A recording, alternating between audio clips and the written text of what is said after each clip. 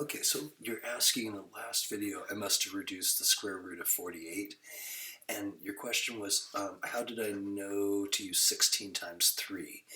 So let's say I had tried something different just to kind of show what would happen if I didn't get the right number on the first try.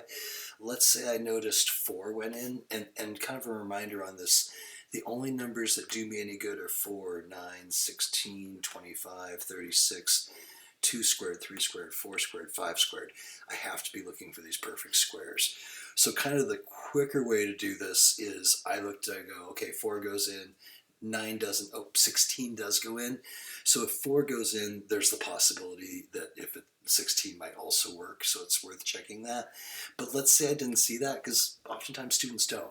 So let's say I had done a 4 times 12. So that would get me, this 4, I could bring a 2 out and I would have a 12 left. But then if you stop and look at the 12, you're like, oh wait, there's still a 4 in there, right? Because 12 is 4 times 3. And now if I go again, that would be 2 times the square root 4 comes out as my second 2 root 3.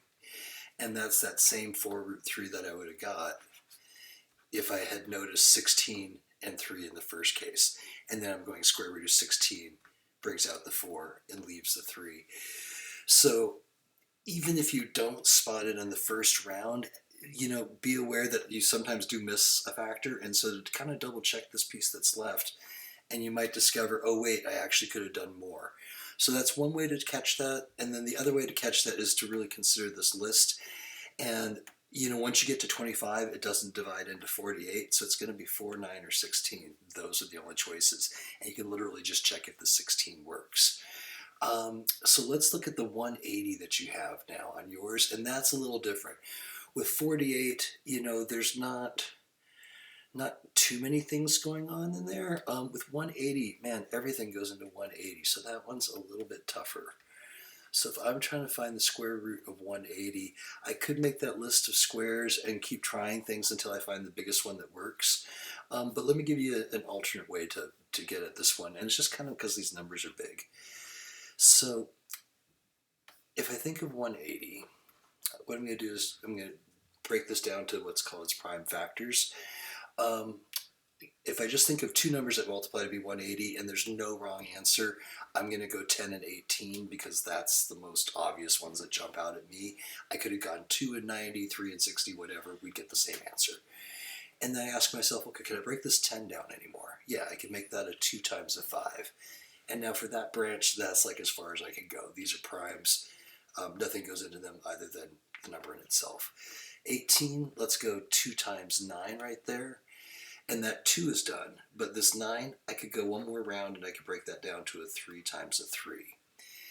And so I have 180 is 2 times 5 times 2 times 3 times 3. So let me go over here and write this out. And I certainly wouldn't say doing this for a smaller number like 48, where you could just kind of trial and error and you're going to find that 16. But the 180 is tougher. So I had a pair of 2s, so let me write those here. And I had this pair of 3s right here. And I got that 5.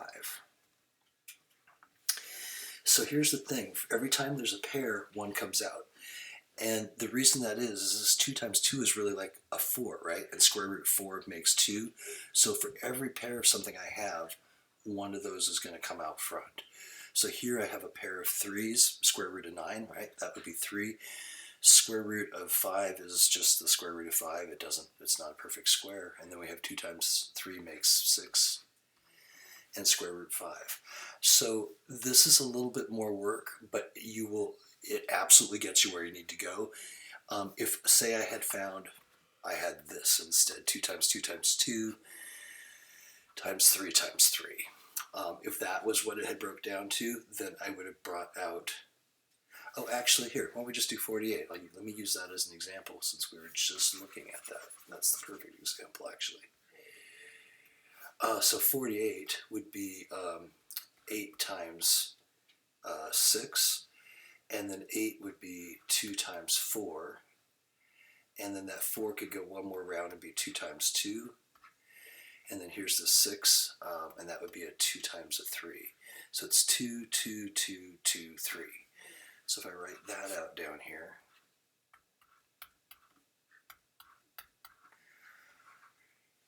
Again, this idea for every pair, one comes out. So I got a pair of 2s, so that's like square root of 4, so 1 would come out.